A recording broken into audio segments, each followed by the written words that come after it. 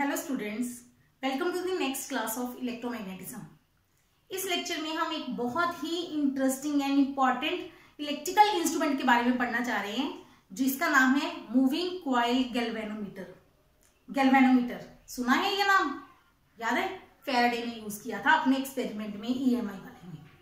क्या था गैल्वेनोमीटर? क्या करता है? वो छोटे से करंट को बता देता है कि करंट है कि नहीं है। अगर आपको ध्यान हो, मैंने बताया था कि गैल्वेनोमीटर में जो नीडल होती है वो सेंटर में होती है। करंट आएगा, जब भी करंट आएगा सर्किट में से जिसके साथ गैल्वेनोमीटर को हमने अटैच किया है, तो वो नीडल सेंटर से डिफ्लेक्ट करेगी, हिलेगी अपनी जगह से। मतलब डिफ्लेक्शन राइट है या लेफ्ट है, उससे हमें पता चलेगा कि करंट की डायरेक्शन क्या है। राइट? तो ये इस गैल्वेनोमीटर ये कैसे बनता है, ये कैसे काम करता है, इसके बारे में हम स्टडी करने जा रहे हैं। हम कौन सा गैल्वेनोमीटर चूज कर रहे हैं? हमारे सिलेबस में है जो मूविंग कॉइल गैल्वेनोमीटर, मतलब वो गैल्वेनोमीटर जिसके अंदर एक कॉइल मूव करती है। वैसे कई तरह के गैल्वेनोमीटर्स होते हैं, हम पर्टिकुलर मूविंग कॉइल गैल्वेनोमीटर के बारे में पढ़ेंगे। तो जब भी आपके पास ऐसा कोई ये इंपॉर्टेंट टॉपिक्स में से है, तो ये डिटेल में जब पढ़ना हो तो आपको क्या क्या बताना है? सबसे पहले आपको चीज बतानी है कि एज अ डिवाइस वो है क्या। जब कोई भी इंस्ट्रूमेंट बताना हो तो आपको पहले बताना है कि वो है क्या, वो क्या काम करता है, फिर उसका प्रिंसिपल और फिर कंस्ट्रक्शन। मैंने ये बहुत शॉर्ट में बनाया है ताकि आपको याद करना मुश्किल ना हो डिप्लोमा के हिसाब से। तो फर्स्ट, गैल्वेनोमीटर क्या है? It is an electrical instrument. ये एक इलेक्ट्रिकल का इंस्ट्रूमेंट है, used to detect and measure small currents. ये डिटेक्ट भी करता है, डिटेक्ट मतलब पता लगाता है कि करंट है कि नहीं है, एंड उसको मेजर भी करता है कि कितना है। लेकिन कौन सा करंट? ये स्मॉल करंट्स को मेजर करने के लिए जनरली यूज होता है गैल्वेनोमीटर। लार्ज करंट को मेजर करने के लिए कौन सी डिवाइस यूज होती है? एमीटर। ये भी याद कर लो, लार्ज करंट को मेजर करने के लिए क्या यूज करते हैं? एमीटर। और वोल्टेज को मेजर करने के लिए वोल्ट मीटर। गैल्वेनोमीटर किसके लिए? स्मॉल करंट्स को मेजर करने के लिए। वैसे हम गैल्वेनोमीटर को और भी मतलब डिफरेंट वे से यूज करेंगे, वो हमारा नेक्स्ट लेक्चर होगा। अभी फिलहाल के लिए it is an electrical instrument which is used to detect and measure small currents. अब हमने बताना है इसका प्रिंसिपल। इसका प्रिंसिपल वही है जो हमने लास्ट लेक्चर में पढ़ा था कि जब आप किसी कॉइल को जिसमें से करंट पास कर रहा हो मैग्नेटिक फील्ड के अंदर रख दो, तो कॉइल पे क्या लगती है? टॉर्क। और उस टॉर्क के कारण कॉइल क्या होती है? रोटेट। सेम प्रिंसिपल यहां पे लिख रहे हैं। It is based upon the fact that whenever, जब भी a current carrying coil is placed in external magnetic field, very important, जब भी कोई करंट कैरिंग हो उसका अपना भी फील्ड होता है मैग्नेटिक फील्ड, उसमें नहीं रखना हमने। करंट कैरिंग कॉइल को बाहरी मैग्नेटिक फील्ड में रखा तो उस पर क्या लगती है? टॉर्क। ठीक है, उस पर टॉर्क लगती है, टॉर्क के कारण, and it rotates the coil. वो टॉर्क क्या करती है? कॉइल को रोटेट कर देती है। यही इसका प्रिंसिपल है। अब कंस्ट्रक्शन बिल्कुल शॉर्ट में पढ़ेंगे, लिखनी है आपने, लेकिन चीजों का वैल्यू क्या है वो बाद में बताती हूँ। इट कंसिस्ट ऑफ, इसमें गैल्वेनोमीटर में होता क्या है? रेक्टेंगुलर कॉइल होती है। राइट? वही रेक्टेंगल शेप कॉइल होती है। कॉइल मतलब वायर है। ठीक है?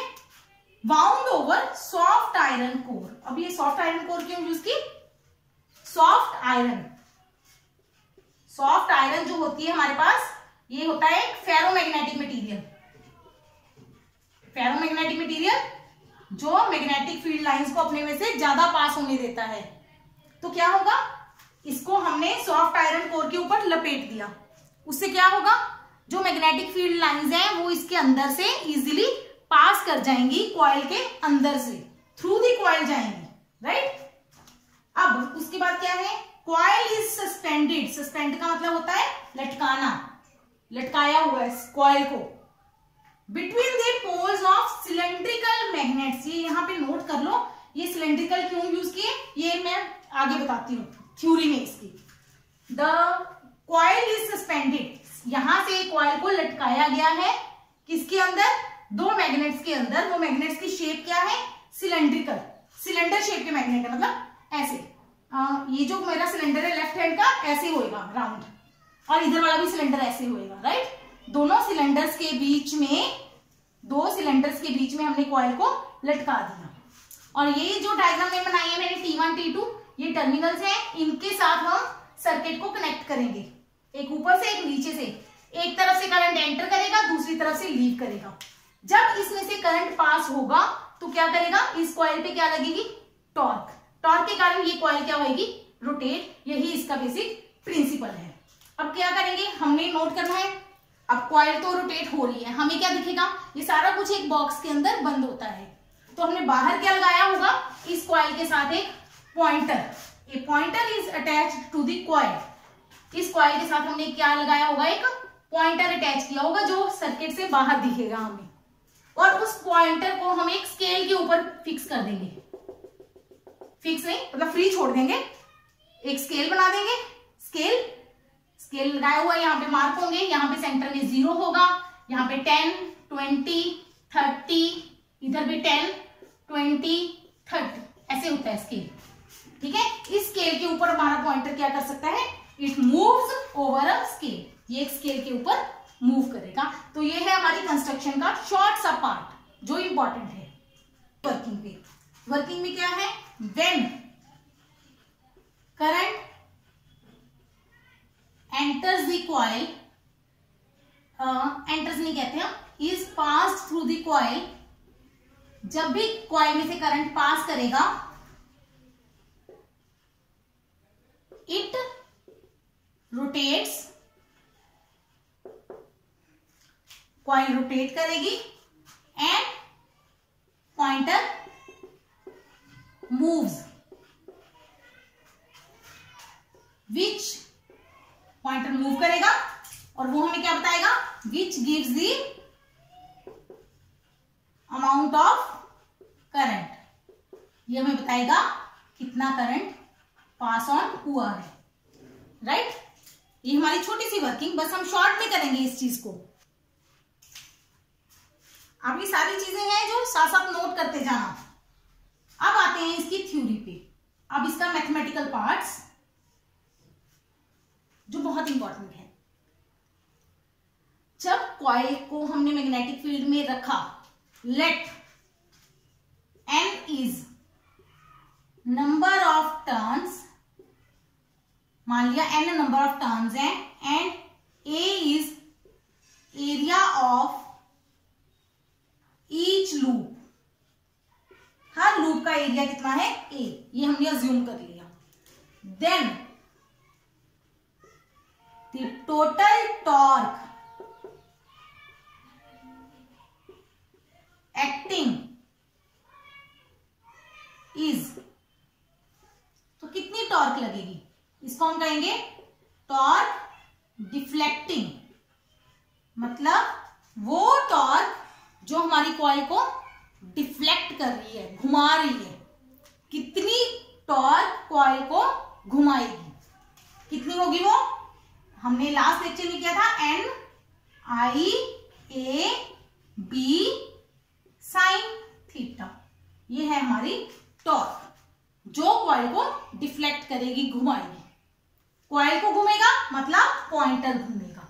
राइट, अब वो किस पे डिपेंड कर रहा है, n नंबर ऑफ टर्न्स जो कि फिक्स है, I area of the coil fix है, I current in the coil, A area of the coil, B magnetic field और साइन थीटा। अब यहाँ पे जो डिफ्लेक्टिंग टॉर्क है वो किस पे डिपेंड कर रही है, साइन थीटा पे। हमने तो करंट नोट करना है ना, हमने टॉर्क नहीं नोट करनी, हमने करंट नोट करना है। अब ये होगी डिफ्लेक्टिंग टॉर्क। अब सोचिए, आपने किसी चीज को लटकाया हुआ है ऊपर, वायर को, वायर की हेल्प से स्प्रिंग लगा के या नीचे स्प्रिंग लगा के, जब ये घूमेगी तो क्या होगा, किसी भी चीज को आप रस्सी से बांध के घुमाओ, क्या होता है, छोड़ोगे तो वो वापिस आएगी। वापिस आना, वापिस आने का मतलब क्या होता है, वापिस आना किसी चीज का रीस्टोर होना। राइट, रीस्टोरिंग, किसी चीज का वापिस आना मतलब रीस्टोर। री का मतलब दोबारा, स्टोर का मतलब वापिस अपनी जगह पे आना। कि किस चीज में पढ़ते हैं हम ये फिनोमिनन, बेसिकली इलास्टिसिटी में, कि वो चीज जिसके कारण बॉडी अपनी शेप में, अपनी ओरिजिनल पोजीशन पे वापिस आ जाती है, इलास्टिसिटी। अब स्प्रिंग है, स्प्रिंग के अंदर भी इलास्टिक मोशन होता है, इलास्टिक बिहेवियर होता है। जब हमने इसको घुमाया, क्यों घूमी वो? करंट के कारण, तो वो वापिस आएगी। तो देयर विल बी, वहां पे क्या होगी? अ रीस्टोरिंग टॉर्क। देखिए, अगर आप स्प्रिंग को खींचते हैं, खींचते हुए हम क्या लगाते हैं? फोर्स, तो वो वापस जाती है। तो वापस जाती हुई क्या होती है? Restoring force. अगर हम घुमा रहे हैं तो हम क्या लगा रहे हैं? टॉर्क। तो जब वो वापस आएगा तब भी क्या लगेगी? Restoring torque. और वो रीस्टोरिंग टॉर्क क्या होगी?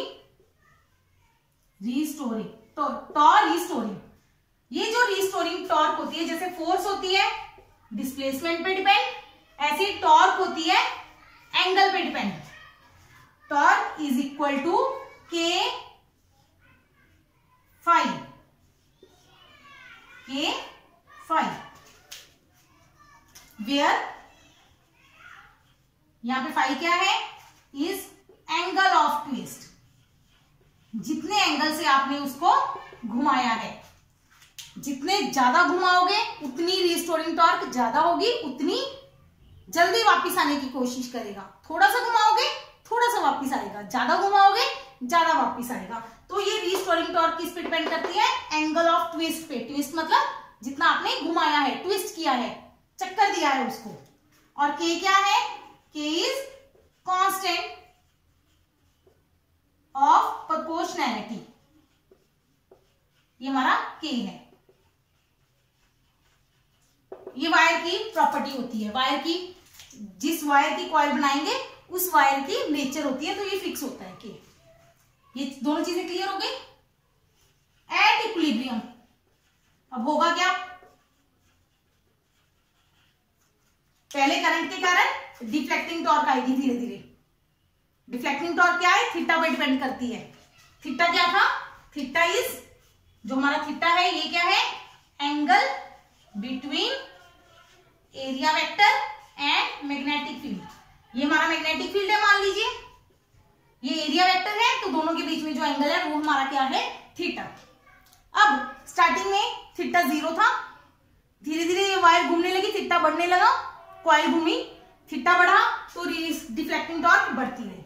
डिफ्लेक्टिंग टॉर्क बढ़ती रही तो रिस्टोरिंग टॉर्क भी बढ़ती रही। अब एक टाइम पे क्या होगा? इक्विलिब्रियम जब आएगा, डिफ्लेक्टिंग टॉर्क, डीएफ शॉर्टकट लिख रही हूं, deflecting torque is equal to restoring torque. दोनों टॉर्क आपस में क्या आ जाएंगी? बराबर। जब ये दोनों बराबर होंगी तो हमारा फॉर्मूला क्या बन जाएगा? NIAB sin theta is equal to K phi. NIAB sin theta is equal to K phi. तो हमारे पास I की वैल्यू बन गई K by NAB phi over sine theta.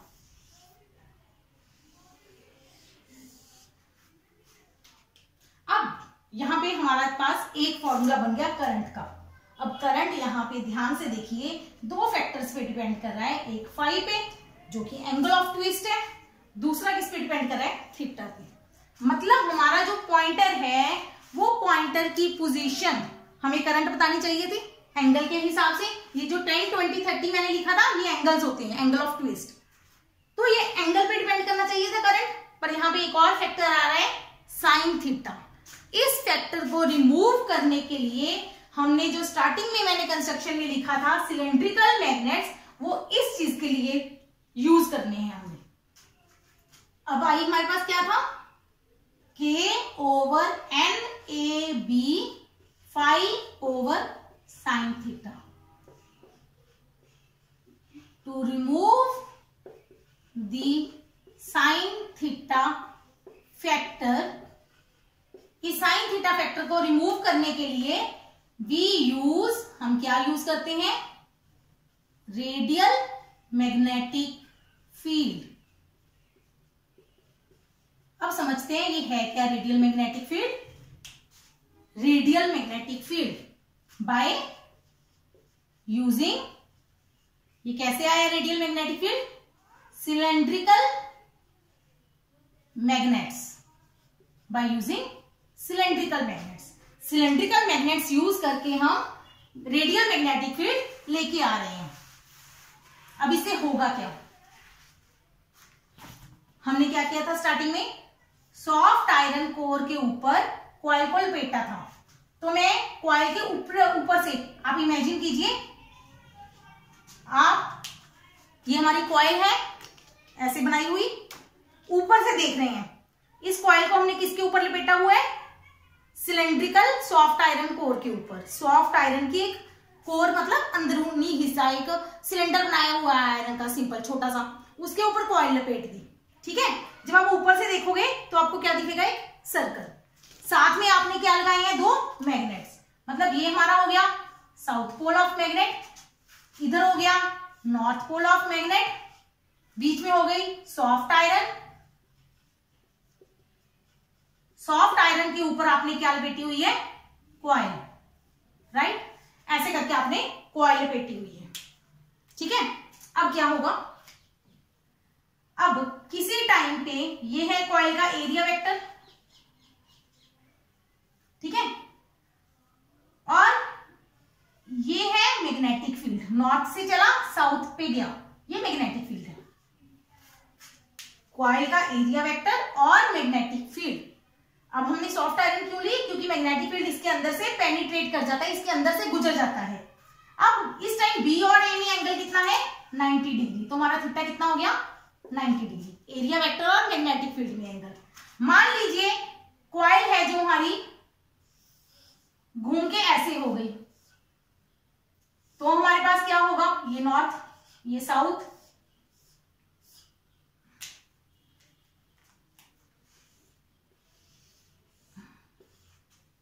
अब हमारे पास देखिए, अब यहां से मैग्नेटिक फील्ड स्टार्ट करेंगे तो ये ऐसे जाएगा, यहां से स्टार्ट करोगे तो सीधा जाएगा, यहां से स्टार्ट करोगे तो ऐसे जाएगा।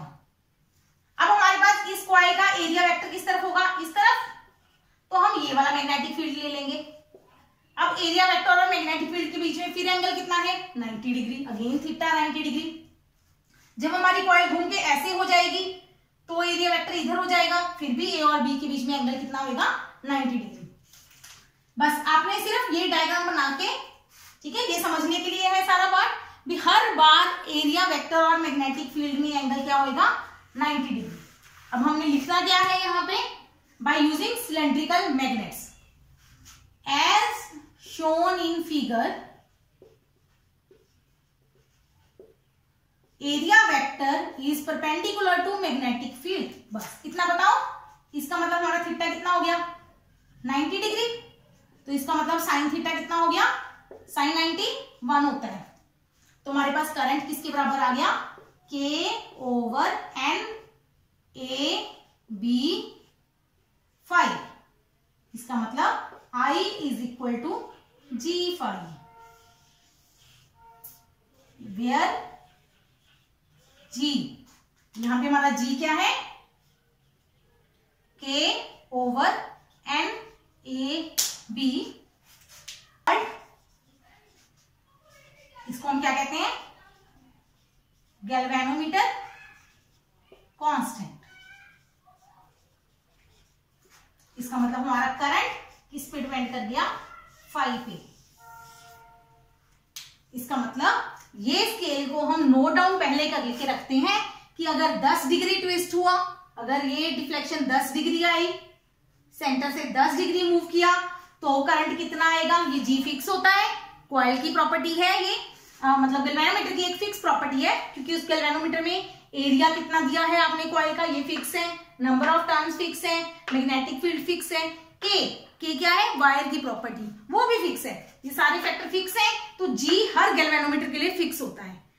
डिफरेंट डिफरेंट गैल्वेनोमीटर्स के लिए ये डिफरेंट हो सकता है, लेकिन एक गैल्वेनोमीटर के लिए ये क्या होता है? हमेशा फिक्स। तो अगर 10 डिग्री आया तो उसको जी से मल्टीप्लाई कर दो, आपको पता चल जाएगा कितना करंट है।